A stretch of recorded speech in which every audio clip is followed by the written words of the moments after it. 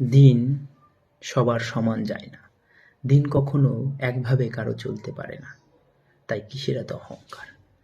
আজ আপনি সুস্থ আছেন তাই বলে কখনো অহংকার করবেন না, কারণ কালকে আপনার কোনো রোগ হতেই পারে। আজ আপনি অনেক টাকার মালিক, অনেক সুখী আছেন, কখনোই অহংকার করবেন না, কাল দুঃখ আসতেই পারে।